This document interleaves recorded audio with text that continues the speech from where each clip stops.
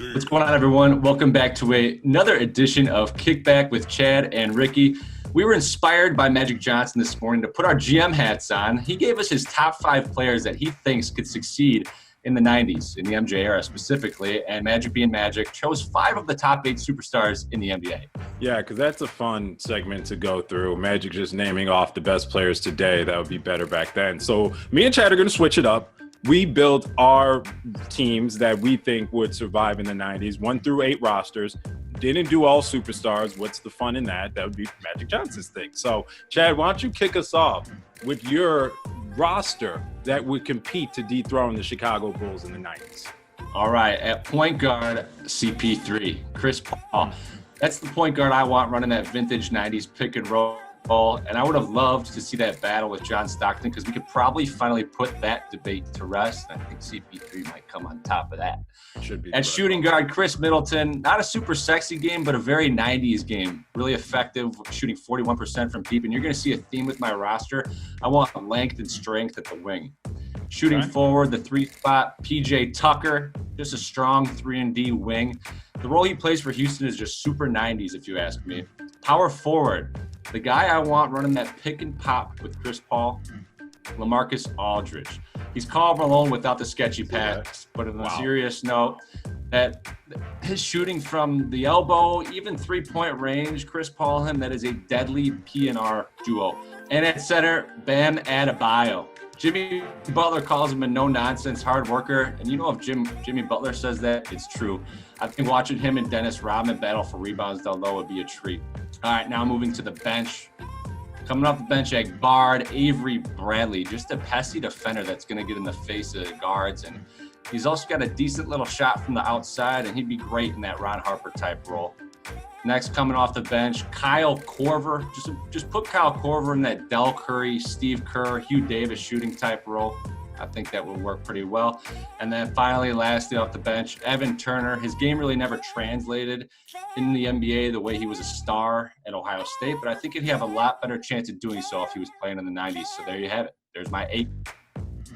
You know, not bad. Definitely think that they could compete for a top 4 seed in the Eastern Conference during the 90s, I suppose. They'd give the New York Knicks a run for their money. Okay.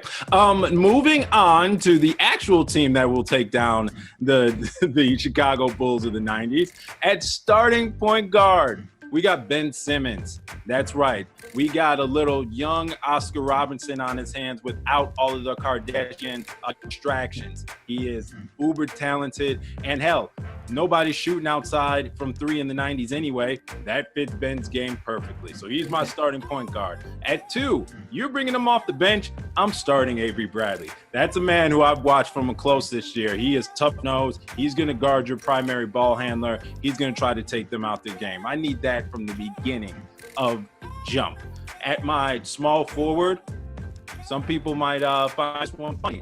I'm going with DeMar DeRozan. That's right. Everybody has this little running joke saying DeMar DeRozan is MJ Light of this generation because he's the mid-range god of the 2000s. That can or can't be true, but hey, go back to that era and you got people all shooting mid-ranges. I'm going to say at least DeMar is a top 10 player back then in the 90s. At power forward, Anthony Davis. Yeah, the dominant power forward for the Los Angeles Lakers. I know Bulls fans are salivating over him. Too bad, so sad, maybe in your fan. You know what to say about AD. He is David Robinson with a little bit of the Tony Kukoc touch and ball handling and shot. Chad, I know you got concerns about his health back then, but hey, people were beating the shit out of each other at every game anyway, so I'm not going to be upset if Anthony Davis got bumps and bruises back in the 90s. Rounding out my starting 5, I want to talk about big boys. Give me Steven Adams. That's right. All he's there to do is collect rebounds and pass it out to the point guard. If him and Dennis Rodman had to do a little tussling and bustling, I don't know if Dennis Rodman's encountered people from that size all the way from, New Zealand, Australia, New Guinea, whatever. That's a massive human being taking up space to knock Jordan on his butt when he goes to the post. Let's go to the bench, shall we? I focused on weaknesses of the 90s era. First of all, Need a white guy that can shoot. I already know. I'm going with Joe Ingles. That's a man who is not scared of a soul comes playoff time. He plays his defense, and he knows how to knock down all the shots when it's in crunch time. Put Paul George in a nice little carry-on basket 2 years back. Love me some Joe Ingles.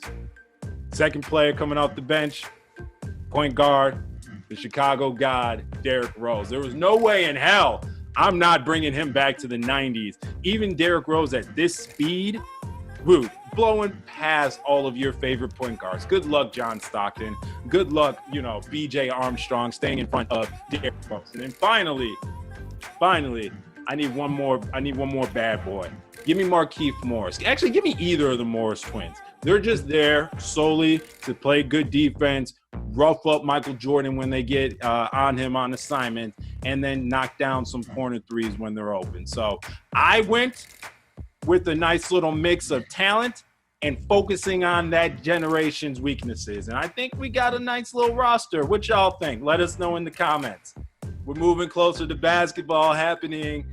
John Sharonio reported today that the NBA has Orlando/Disney World as the clear front runner to return to play site for resuming the 2019-2020 season. Let's go. Chad, thoughts on returning to the happiest place on earth to resume the happiest sport in the world? I mean, whatever, man, whatever it takes. I don't care if we go to Alaska, Wyoming, Idaho. Disney World sounds great. I just have one request, and that is that the finals get played in the castle. But Ricky, your thoughts?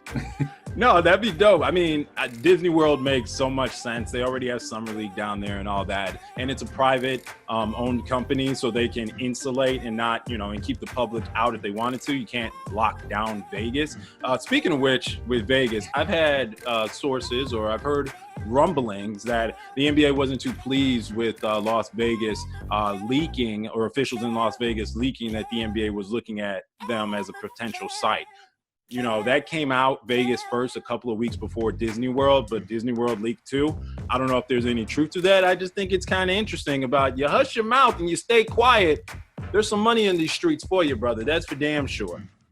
It's 2020. If you're complaining about leaking, I don't know. You're in the wrong.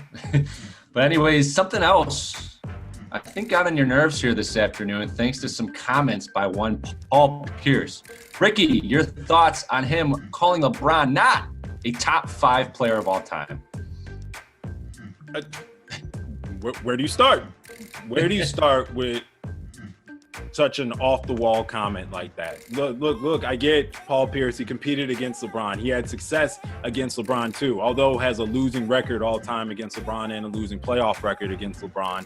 But it averages less points, less rebounds, and less assists in those matchups than LeBron. But in any event, he is well within his right of his opinion to say that people like Tim Duncan, who, if you check the stats, after 2010, wasn't as great of a player as people think he was. But to say that LeBron is not top 5, granted not even top 3, craziness.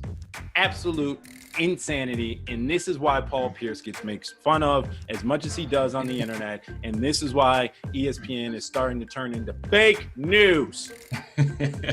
Kick back, Chad and Ricky. Come on, man.